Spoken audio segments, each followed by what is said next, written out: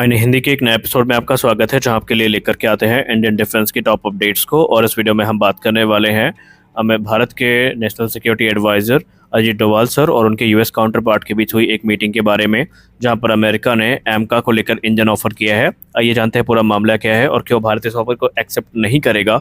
इस पर भी हम बात करेंगे और साथ ही साथ हम ये भी डिस्कस करेंगे कि अगर आप मेक इन इंडिया इनिशिएटिव के बहुत बड़े फ़ैन हैं तो आपको आज एक बहुत बड़ा झटका लगने वाला है और शायद उसको सुनकर आपको गुस्सा भी आए। तो चलिए शुरू करते हैं आज का वीडियो और जानते हैं पूरा मामला क्या है। हम सब जानते हैं कि इस समय अमेरिका भारत को जो जेट इंजन टेक्नोलॉजी है ये पुश करने में कोई कसर नहीं छोड़ रहा है। फिर चाहे वो तेजस मार्क 2 के लिए F414 इंजन का प्रोडक्शन भारत में हो, जहाँ पर 80% ट्रांसफर ऑफ टेक्नोलॉजी ऑफर की जा रही है, या फिर F404 के लोकल मैन्युफैक्चरिंग को लेकर दिया गया प्रस्ताव हो।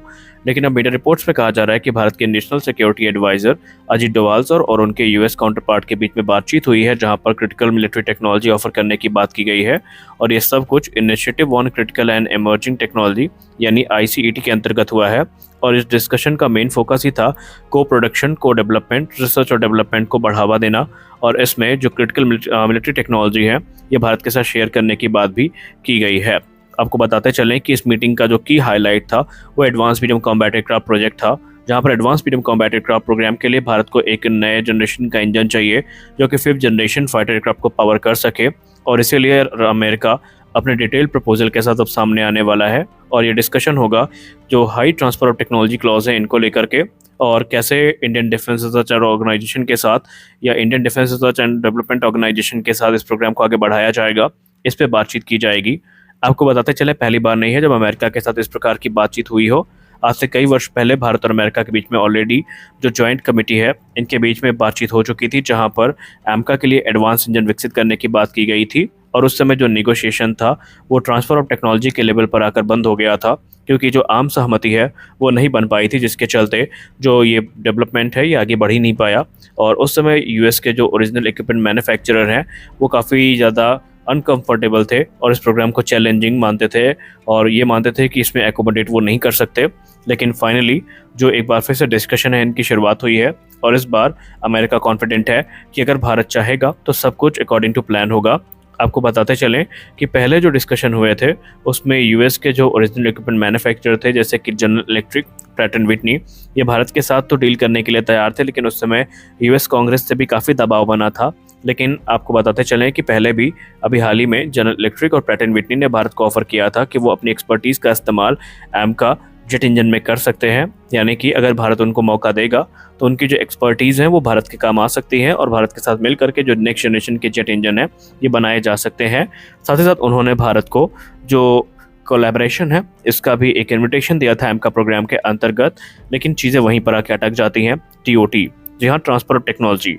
हम सब जानते हैं कि जेट इंजन टेक्नोलॉजी काफ़ी कीमती टेक्नोलॉजी है, काफ़ी रेयर टेक्नोलॉजी है और हर देश इसको विकसित नहीं कर पाए हैं।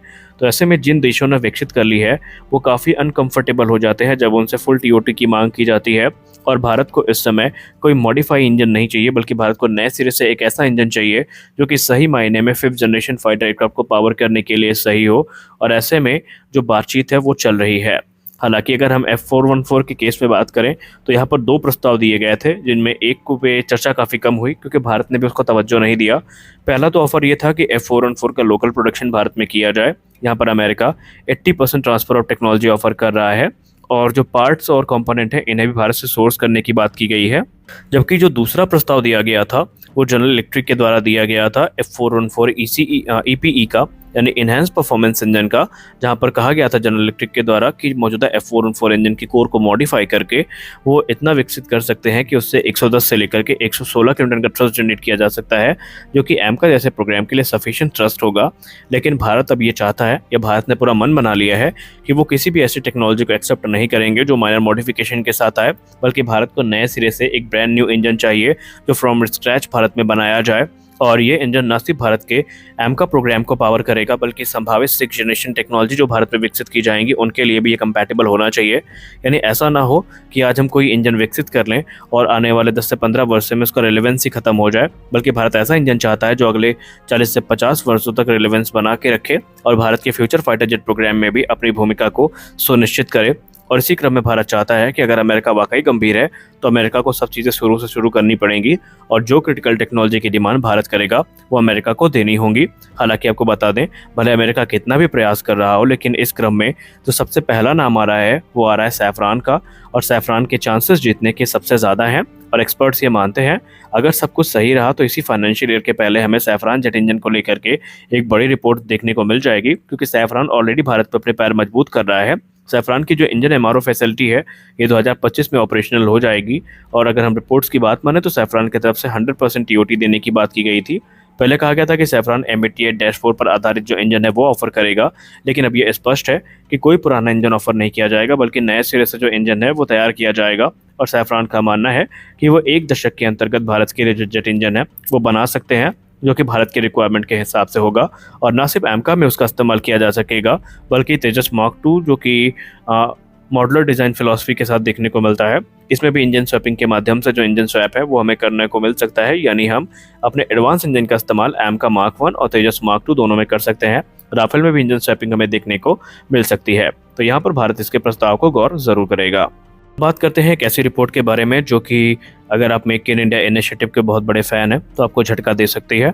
हम सब बीते कुछ समय से स्ट्राइकर अर्बन व्हीकल के बारे में काफ़ी कुछ सुनते आए हैं कि स्ट्राइकर के अलग अलग वेरिएंट भारत को ऑफर किए गए हैं और भारतीय थल सेना स्ट्राइकर को लेकर के इंटरेस्टेड है। लेकिन एक डिबेट हमेशा ट्रिगर होती थी कि भारत स्ट्राइकर को नहीं सिलेक्ट करेगा क्योंकि भारतीय थल सेना मेक इन इंडिया इनिशिएटिव का सपोर्ट करती है, और हो ना हो आज नहीं तो कल टाटा वैप जो है, जो कि 8x8 व्हील्ड आर्मर प्लेटफॉर्म है, ये भारत का सेलेक्ट किया जाएगा, क्योंकि इसके अलग अलग वेरिएंट ऑफर किए गए थे जिसमें infantry combat vehicle, armour personnel carrier और भी अलग अलग जो वेरिएंट है जिसमें एयर डिफेंस वेरिएंट भी शामिल था, ये ऑफर किए गए थे। और हम सब इस चीज़ को लेकर के कॉन्फिडेंट थे कि अमेरिका चाहे जितना भी ऑफर स्ट्राइकर का कर ले, स्ट्राइकर तो नहीं सेलेक्ट की जाएगी। लेकिन शायद हमारे और आपका दोनों का अनुमान गलत था, क्योंकि अब जो रिपोर्ट सामने निकल के आई है चौंकाने वाली है। और अगर ये रिपोर्ट सच है और द प्रिंट की रिपोर्ट में जो चीज़ कही गई है वो सच है, तो बहुत जल्दी स्ट्राइकर के जो ट्रायल हैं वो डेजर्ट एरिया और लद्दाख जैसे इलाके हैं वहाँ पर शुरू किया जा सकता है। जी हाँ, ये एक सिग्निफिकेंट डेवलपमेंट है जो हमें देखने को मिला है, जहाँ पर अब रिपोर्ट में कंफर्म हो चुका है कि स्ट्राइकर का जो डेमोन्स्ट्रेशन है ये भारत में दिए जाएंगे, जहाँ पर ये अपनी कैपेबिलिटी को भारतीय थल सेना के सामने प्रदर्शित करेंगे। और कुछ एक्सपर्ट्स तो ये मानते हैं कि अब ये लगभग एक औपचारिकता ही रह गई है कि स्ट्राइकर भारतीय थल सेना के द्वारा ली जाएंगी, बल्कि भारतीय थल सेना ऑलरेडी इनको लेने का मन बना चुकी है। स्ट्राइकर की बात करें तो ये व्हीकल अपनी agility, advance surveillance system, battlefield effectiveness के लिए जानी जाती है, और इसके अलग अलग वेरिएंट भारत को ऑफर किए गए हैं। सबसे बड़ा जो ऑफर दिया गया है वो इनके को प्रोडक्शन को लेकर के है, जहां पर भारत और अमेरिका के द्वारा स्ट्राइकर का को प्रोडक्शन सुनिश्चित किया जाएगा अगर ये डील फाइनलाइज होती है।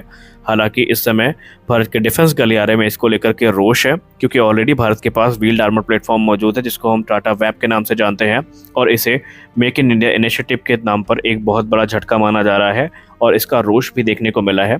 आपको क्या लगता है, भारत ने सही किया या गलत किया? आप अपनी राय कमेंट सेक्शन में जरूर दीजिए। तो आज के इस वीडियो में बस इतना ही, मिलते हैं अगले वीडियो में, तब तक के लिए जय हिंद।